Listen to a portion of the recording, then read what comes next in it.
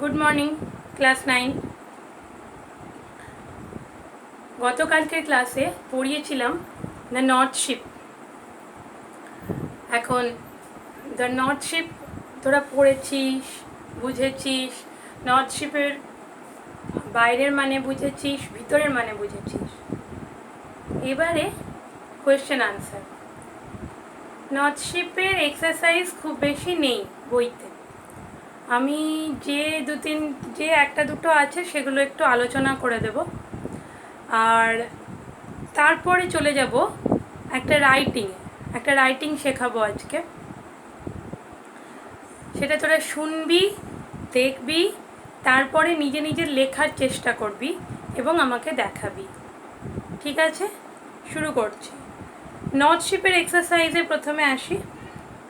Exercise 2, প্রথম প্রশ্ন, what did the wind do to the second sheep?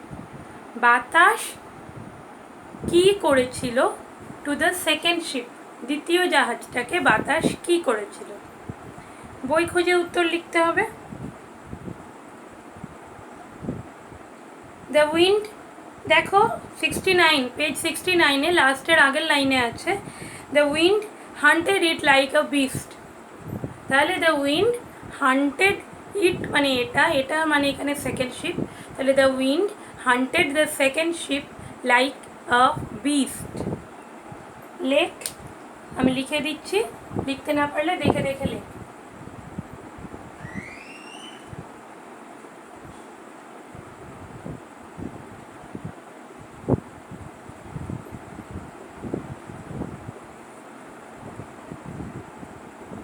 Exercise 2A,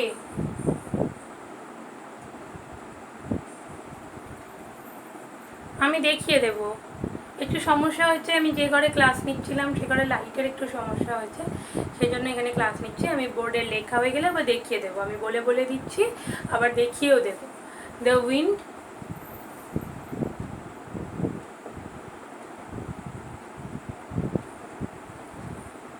এভাবে দেখা যাচ্ছে।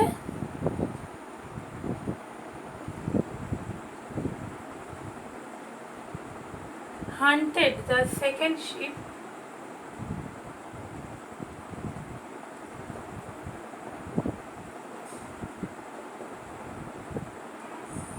like a beast. The wind hunted the second ship like a beast. দেখ তোরা দেখতে পাচ্ছিস কিনা। The wind hunted, শিকার করেছিল, the second ship like a beast. এভাবে প্রশ্ন আসতে পারে, how was the wind for the first ship? প্রথম জাহাজটার জন্য বাতাস কেমন ছিল? তাহলে সেক্ষেত্রে উত্তর হবে, the first ship was all possessed by the wind and was carried to a rich country. Carried to a rich country লিখবি না। এবার অজস্র প্রশ্ন আসতে পারে, এই নর্থ শিপের এক্সারসাইজে খুব একটা বেশি প্রশ্ন উত্তর নেই, সেই জন্য আমি এখানে আর এখানে আমি যতটা আছে তার তো যেটা সেকেন্ড কোয়েশ্চেন যেটা আছে সেই ধরনের কোয়েশ্চেন তোদের পরীক্ষাতে আসে না, অতটা ব্যাখ্যা করার মতো প্রশ্ন তোদের পরীক্ষাতে আসে না। যেগুলো আসে সেটা ইনফরমেশন নেওয়ার মতো প্রশ্ন, যে এটা কী হয়েছিল, ওটা কী হয়েছিল, যেগুলো বই দেখে উত্তর হয়। এভাবে কী কী প্রশ্ন আসতে পারে সেটা আমি আগে একটু আলোচনা করে দিই। যেমন ধর প্রশ্ন আসতে পারে, how many ships are mentioned at first? কতগুলো জাহাজের কথা বলা হয়েছে? তখন বলতে হবে 3 ships. We see 3 ships are sailing together at first. তাছাড়া প্রশ্ন আসতে পারে, how was the wind for the first ship? তাহলে প্রথম জাহাজের জন্য বাতাস কেমন ছিল? প্রথম জাহাজের সময় বাতাস সেটাকে পুরো অধিকার করে নিয়ে ভালো দিকে নিয়ে গিয়েছিল। The wind was good for the first ship and it took the ship towards a good direction বা এ রিচ কান্ট্রি। সেকেন্ড শিপের প্রশ্নটা বুঝলি। তাছাড়া সমুদ্র কেমন ছিল সেটাও প্রশ্ন আসতে পারে, যে how was the sea for the first ship? তখন উত্তর হবে the running sea. How was the sea at first? প্রথমে সমুদ্র কেমন ছিল? তখন ছিল দেখ দ্য লিফটিং সি। দ্বিতীয় How was the sea for the second ship? তখন the quaking sea. How was the wind for the third ship? তখন হবে wind না, how was the sea for the third ship? For the third ship, the sea was darkening. How was the northern sky? উত্তর দিকের আকাশ কেমন ছিল? The northern sky was high and black.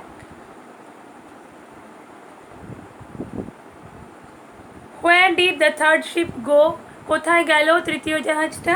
The third ship went wide and far into an unforgiving sea. Under which star is mentioned in the poem? Under the fire spilling star. A fire spilling star is mentioned in the poem. এভাবে অজস্র প্রশ্ন হতে পারে। আমি এই টেক্সটগুলো পড়ানোর পর তোদেরকে আবার সিন প্যাসেজ করতে দেবো, সেগুলো আলোচনা করে দেবো যাতে পরীক্ষাতে কোনো সমস্যা না হয়। এই নর্থ শিপ নিয়ে আলোচনাটা এখানে শেষ করছি। নর্থ শিপ নিয়ে অনেকটা সময় আমরা দিলাম, আরও তোদের যদি বুঝতে অসুবিধা হয় আমি আবারও আলোচনা করব। নর্থ শিপ নিয়ে আলোচনাটা আপাতত এখানে শেষ করছি। আজকে তোদেরকে একটা রাইটিং শেখাবো, সেটা হচ্ছে news paper report. News paper report নিয়ে তোদের আছে দেখ পেজ নাম্বার 60-তে, মানে টম লুজেস এ টুথ, তার যেটা গ্রামার আছে একদম টম লুজেস এ টুথের যেটা শেষে আছে নিউজ পেপার রিপোর্ট, সেটা বের কর। বের করে সামনে খুলে রাখ, তারপরে আমার কথা শোন। নিউজ পেপার রিপোর্ট বলতে আমরা কি বুঝি? নিউজ পেপার মানে হচ্ছে খবরের কাগজ। খবরের কাগজ তোরা নিশ্চয়ই দেখেছিস, বাড়িতে যদি প্রতিদিন না আসে তাহলেও দেখে থাকবি, কখনো না কখনো খবরের কাগজ নিশ্চয়ই নেওয়া হয়েছে, কোনো না কোনো খবরের কাগজ নিশ্চয়ই বাড়িতে আছে। তার খবরগুলো পড়েছিস? যদি না পড়েছিস তাহলে এবার পড়ে দেখবি।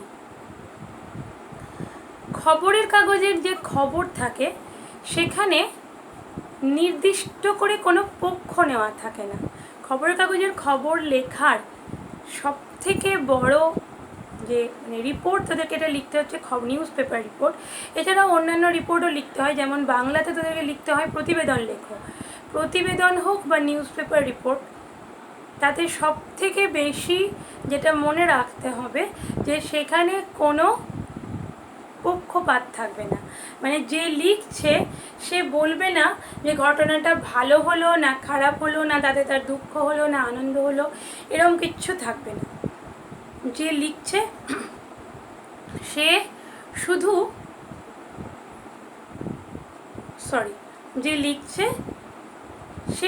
ঘটনাটা লিখবে, যে কি ঘটেছে,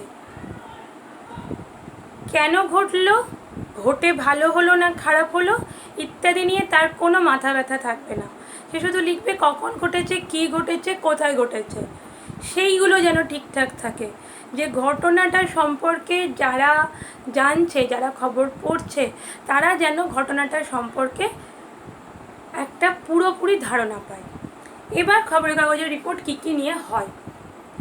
নিউজ পেপার রিপোর্ট হয় কোনো অ্যাক্সিডেন্ট নিয়ে, কোনো ঝড়ঝাপটা হয়েছে, প্রাকৃতিক দুর্যোগ, যেমন আমাদের খুব সম্প্রতি প্রাকৃতিক দুর্যোগ হলো আমফান।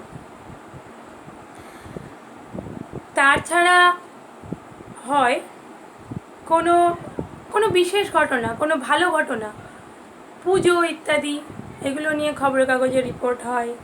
ভোটের খবর হয়, রাজনীতির খবর হয়।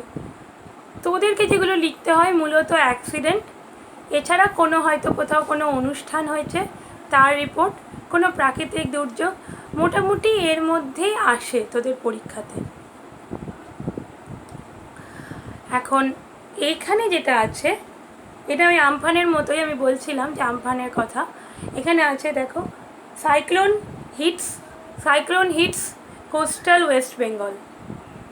পশ্চিমবঙ্গে সাইক্লোন আছড়ে পড়েছে। হ্যাঁ, এটার একটা বলার মতো দিক যে খবরের কাগজের রিপোর্টে দেখবি একটা বড় বড় করে হেডিং লেখা থাকে। হেডিং মানে যে হেডিংটা পড়ে আমরা ভিতরের খবরটা সম্পর্কে আমাদের আগ্রহ জাগে, বা ভিতরের খবরটা পড়ার ইচ্ছে হয়, বা ভিতরের খবরটা সম্পর্কে এক লাইনে বলা থাকে সেই হেডিংটার মধ্যে। খবরের কাগজের হেডিং মানে খুব ছোট্ট হবে এবং তার মধ্যে ঘটনাটার একটা ইঙ্গিত থাকবে, যেটা দেখে কারো মনে হবে দেখি তো কী হয়েছে। যেমন ধরো ট্রেন অ্যাক্সিডেন্ট হয়েছে কোথাও, সেখানে কী হবে হেডিং, ট্রেন অ্যাক্সিডেন্ট, ট্রেন দুর্ঘটনা, মৃত 2, আহত 18। ব্যাস এইটুকুই থাকবে হেডিং, ভিতরে থাকবে পুরো খবরটা। তাহলে নিউজ পেপার রিপোর্ট লিখতে গেলে আমাদের কয়েকটা জিনিস মাথায় রাখতে হবে। এক তো প্রথমে হিন্টগুলো থাকবে, হিন্টগুলো আমাদেরকে ফলো করতে হবে, প্রত্যেকটা হিন্টকে বাক্যে দিয়ে রূপান্তরিত করতে হবে। তাছাড়া এখানে আমি একটু পুরো রিপোর্টটা তোদেরকে বোঝাই। প্রথমত দেখো, cyclone hits coastal West Bengal, এটা হচ্ছে হেডিং, 1 নম্বর পয়েন্ট। প্রথমে একটা হেডিং থাকবে। 2 নম্বর point, by a staff reporter, এটা লিখতে হবে হেডিংয়ের নিচে, যে নিজস্ব সংবাদদাতা। দেখবি তোরা খবরের কাগজে লেখা থাকে নিজস্ব সংবাদদাতা, মানে খবরের কাগজের যে অফিস, সেই অফিসের কিছু সাংবাদিক চাকরি করে, সেই সাংবাদিকরা হচ্ছে সেই অফিসের স্টাফ, তারা রিপোর্টার এবং তারা সেই অফিসের স্টাফ, তাই তারা হচ্ছে স্টাফ রিপোর্টার। বাই মানে দ্বারা, মানে এই খবরটা কোনো একজন স্টাফ রিপোর্টারের দ্বারা লেখা হয়েছে, এই খবরটা সংগৃহীত হয়েছে, কোনো একজন স্টাফ রিপোর্টার এই খবরটা জোগাড় করে এনেছে, তাই ওখানে লেখা থাকে বাই এ স্টাফ রিপোর্টার। 3 নম্বর পয়েন্ট, খবরটা কোথায় লেখা হয়েছে, কবে লেখা হয়েছে, এটা খুব গুরুত্বপূর্ণ। এখানে কলকাতা, এখন দেখবি তোরা খবরের কাগজে সাগরদিঘি লেখা থাকে, বহরমপুর লেখা থাকে, মানে খবরটা হতে পারে মণিগ্রামের, হয়তো মণিগ্রামে কোনো অ্যাক্সিডেন্ট হয়েছে, কিন্তু খবরের কাগজের অফিস তো মণিগ্রামে নেই, হয়তো খবরের কাগজের অফিস মোটামুটি বিভিন্ন ছোট বড় শহরে থাকে। তাহলে খবরের কাগজের যে অফিসটা সেটা আমরা ধরে নিই সাগরদিঘিতে আছে, সাগরদিঘিতে আছে।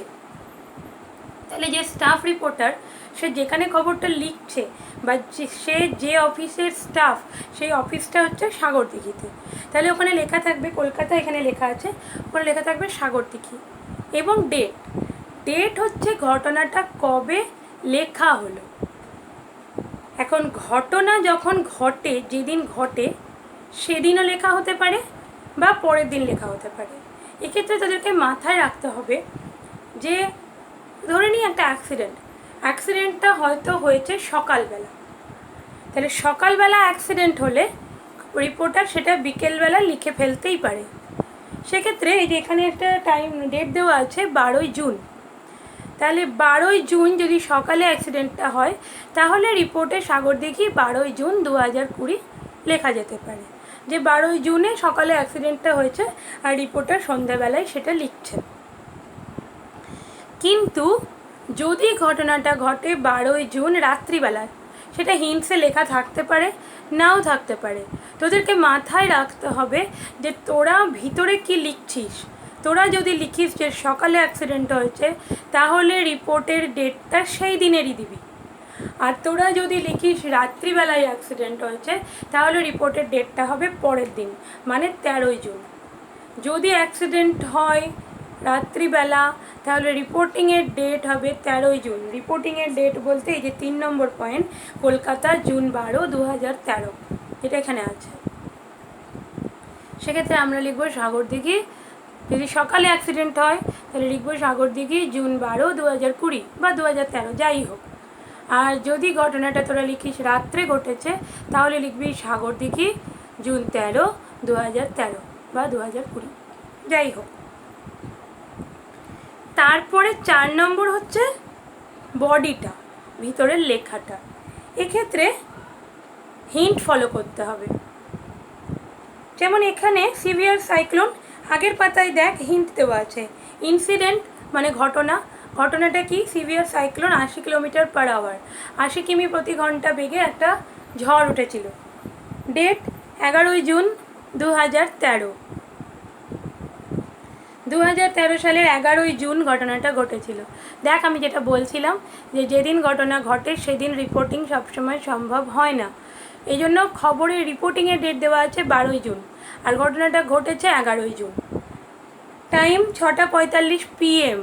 PM মানে সন্ধ্যাবেলা, মানে সন্ধে 6:45টার সময় এই ঝড়টা হয়েছিল। Place coastal areas of West Bengal. Coastal area মানে উপকূলবর্তী এলাকা, মানে সমুদ্রের কাছাকাছি এলাকাকে বলা হয় কোস্টাল এরিয়া। পশ্চিমবঙ্গের ক্ষেত্রে কোস্টাল এরিয়া হচ্ছে সুন্দরবন এলাকা। কজ কারণ, কারণ ডিপ্রেশন ইন বে অফ বেঙ্গল। বঙ্গোপসাগরে ডিপ্রেশন মানে নিম্নচাপ, বঙ্গোপসাগরে নিম্নচাপ হয়েছে, তার জন্য একটা ঝড় হয়েছে।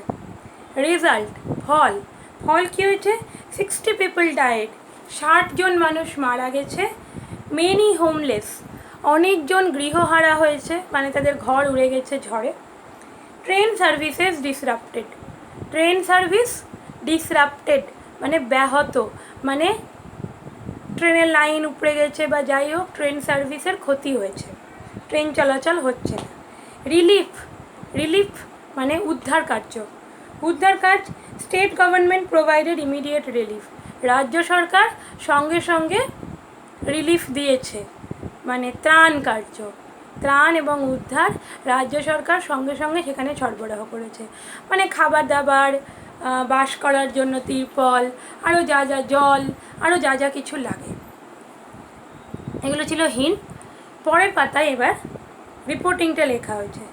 কীভাবে লেখা হয়েছে? এ severe cyclone with a speed of 8 km/h, a severe cyclone with a speed of 8 km/h hit the coastal areas of West Bengal yesterday evening at about 6:45 PM. এইভাবে লিখতে হবে, প্রথমে একটা হেডিং দিতে হবে, তারপরে এইভাবে লিখতে হবে। Caused by a deep depression in the Bay of Bengal, the cyclone ripped through the state resulting a huge damage to life and property. এখানে একটু কঠিন আছে ভাষাটা, ভাষাটা সহজ করে লিখতে হবে যে একটা ঝড় হলো, ঝড়ের জন্য জীবন এবং সম্পদের বিশাল ক্ষতি হয়েছে, বা কিছু কিছু কঠিন শব্দ লিখতে লিখতে মুখস্থ হয়েও যাবে, কিন্তু তার জন্য তোদেরকে প্র্যাকটিস করতে হবে, প্রত্যেক দিন প্র্যাকটিস করে যেতে হবে। 60 persons have died, 60 জন মানুষ মারা গেছে, and thousands have been rendered homeless, আর হাজার হাজার মানুষ গৃহহারা হয়েছে। Train services have been disrupted, living A number of people stranded. Train চলাচল ব্যাহত, তাতে বহু মানুষ বিচ্ছিন্ন হয়ে গেছে, স্ট্র্যান্ডেড মানে বিচ্ছিন্ন। The state government has taken immediate steps to provide relief to the victim. State government, রাজ্য সরকার, যারা এই দুর্ঘটনার শিকার তাদেরকে উদ্ধার করার জন্য সঙ্গে সঙ্গে তাদেরকে সাহায্য পাঠিয়ে দিয়েছেন। More than 5000 people have been ইভাকুয়েটেড, ইভাকুয়েটেড মানে খালি করা। আমফানের আগে তোরা দেখেছিলি কিনা জানি না, টিভিতে দেখিয়েছিল যে ওই এলাকায় যারা বাস করে তাদেরকে বাড়ি থেকে বের করে নেওয়া, তাদেরকে নিরাপদ জায়গায় সরিয়ে দেওয়া হয়েছে যাতে তাদের ক্ষতি না হয়। 5000 মানুষকে আগে থেকে সরিয়ে নেওয়া হয়েছিল। The Chief Minister has reviewed the situation and assured the people of all help. মুখ্যমন্ত্রী ঘটনা দেখেছেন এবং মানুষকে সব রকম সাহায্য করার প্রতিশ্রুতি দিয়েছেন। তাহলে এই রকম হয় নিউজ পেপার রিপোর্ট। কী ঘটেছে সেটা বলতে হবে, কবে ঘটেছে, কখন ঘটেছে, ঘটার ফলে কি কি হয়েছে ছোট করে বলতে হবে, আর কি কি তার জন্য ব্যবস্থা নেওয়া হয়েছে। এবারে পেজ 60-তে এক্সারসাইজ 6 দেখো। বলেছে write a news paper report on a road accident within 100 words, use the following hints. নিচের হিন্টগুলো ইউজ করে একটা রোড অ্যাক্সিডেন্ট নিয়ে 100টা শব্দের মধ্যে একটা নিউজ পেপার রিপোর্ট লিখতে হবে। এটা আমি তোদেরকে হিন্টগুলো বুঝিয়ে দেব, সেটা শুনবি তোরা মন দিয়ে, তারপরে একটা রিপোর্ট, এইটার উপরে একটা রিপোর্ট ঠিক হোক ভুল হোক যেমন হোক তোরা লিখে আমাকে দেখাবি। আমি পরের ক্লাসে আবার আলোচনা করে দেব, আবার বুঝিয়ে দেব, ভুলগুলো ঠিকটা আবার বলে দেব। প্রথম হিন্ট, ব্রেক ফেলিওর অফ এ বাস, একটা বাসের ব্রেক ফেল করেছে। কোলাইডেড উইথ এ ট্রাক, কোলাইড মানে ধাক্কা মারা, একটা ট্রাকের সাথে ধাক্কা লেগেছে। 5 ইনজিওর্ড, 5 জন, ইনজিওর্ড মানে আহত, 5 জন আহত হয়েছে। Including a child and a woman, একটি শিশু এবং একটি মহিলা সহ 5 জন আহত হয়েছে। Injured sent to the hospital, আহতদের হসপিটালে পাঠানো হয়েছে। রিলিজড উইথ ফার্স্ট এড, তাদেরকে ফার্স্ট এড প্রাথমিক চিকিৎসা, মানে প্রথম কোনো মানুষের অসুস্থ হলে প্রথম যে চিকিৎসাটুকু করা হয় তাকে বলে first aid. Traffic disrupted, traffic এলোমেলো হয়ে গেছিলো, একটা অ্যাক্সিডেন্ট হলে কী হয়, যান বা আশেপাশের মানুষজন ব্যস্ত হয়ে যায়, যাতে অন্যান্য যানবাহনের ক্ষতি হয়, জ্যাম লেগে যায়। পুলিশ ইন্টারভেন্ট, পুলিশ হস্তক্ষেপ করলো। ইন্টারভেন্ট মানে হস্তক্ষেপ করা, মানে পুলিশ তার ভিতরে ব্যবস্থা নেওয়ার চেষ্টা করলো। নর্মালসি রেস্টোর্ড, নর্মালসি মানে স্বাভাবিক অবস্থা, রেস্টোর্ড ফিরে এলো, স্বাভাবিক অবস্থা ফিরে এলো। তাহলে তোরা কী করবি, প্রথমে একটা হেডিং দিবি। তাহলে 1 নম্বর পয়েন্ট হচ্ছে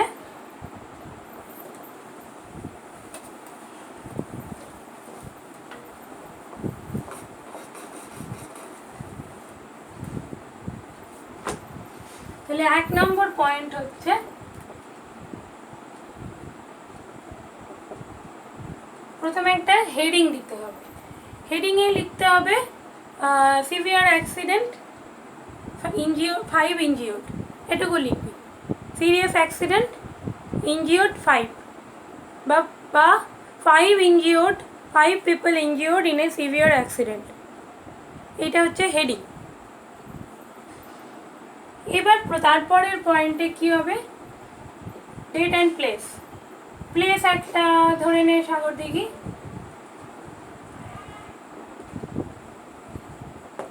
সাগরদিঘি, তার পাশে ডেট, একটা ডেট দিবি। আজকে কত তারিখ হচ্ছে, 10 সেপ্টেম্বর, 10/9, এভাবে লেখে না, সরি আমি এটা লিখলাম ছোট করে লেখার জন্য, যেভাবে বইতে লেখা আছে সেভাবে লিখবি। আমি ছোট করে লিখছি, সেপ্টেম্বর 10, 2020। তারপরে সরি আমার ভুল হয়েছে, তবে ভুল নয়, বাই এ স্টাফ রিপোর্টার নিচেও লেখা যায়, এটা বলা হয়নি, আমি বলতে ভুলে গেছি। বাই এ স্টাফ রিপোর্টার হেডিংয়ের নিচেও যেমন লেখা যায়, আবার একেবারে রিপোর্টটা শেষ করে সব শেষেও লেখে, দুটোই ঠিক। যাই হোক, তবুও তোরা আপাতত বইয়েরটা মতোই চলবি। 2 নম্বর পয়েন্টে লিখবি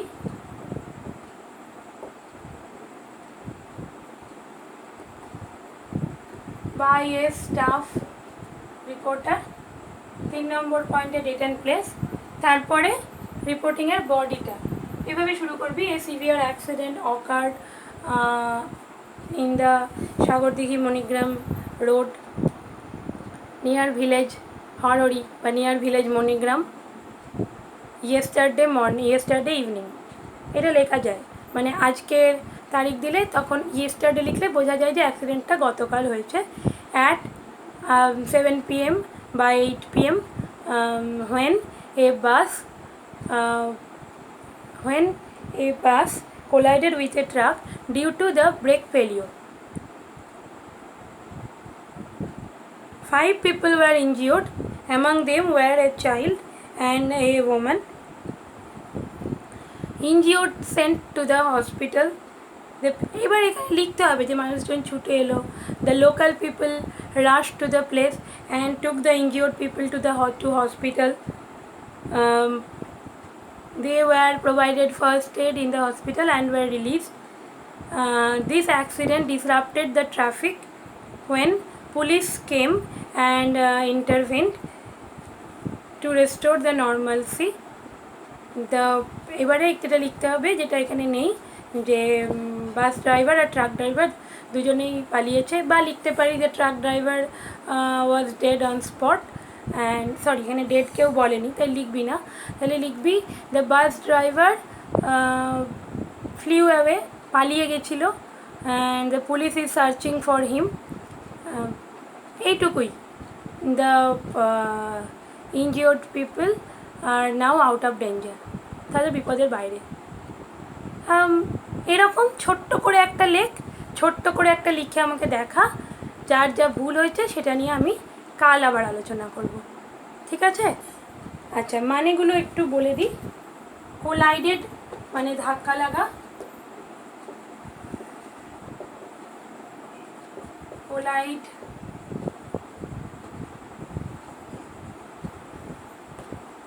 মানে ধাক্কা মারা। আর আছে ইনজিওর্ড, ইনজিওর্ড মানে আহত। ফার্স্ট এড মানে প্রথম চিকিৎসা।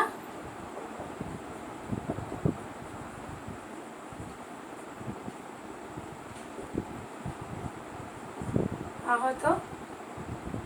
আর আছে ডিসরাপ্টেড,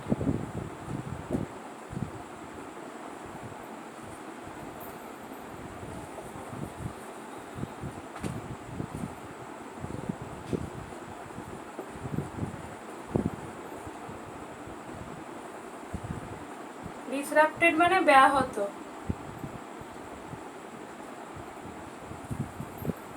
আর ব্যাহত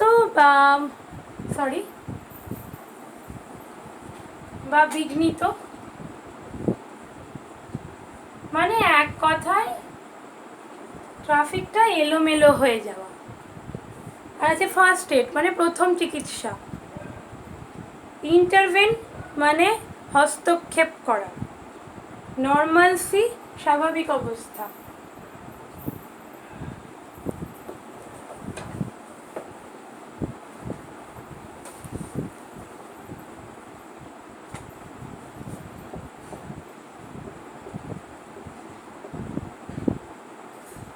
ইন্টারভেন, ও তোরা এভাবে বোধহয় দন্তের সহায়তায় লিখিস না, এটা দন্তের সহায়তায়। হস্তক্ষেপ করা, নর্মালসি। এ কটা একটু লিখে নিস, কারণ ভুলে যাবি। যদিও এখন ভিডিও আছে, আবার দেখে নিতে পারবি, তবুও লিখে নিলে ভালো মনে থাকবে, ঠিক আছে? আজকের ক্লাস এখানে শেষ হচ্ছে। লিখে আমাকে দেখা। Thank you.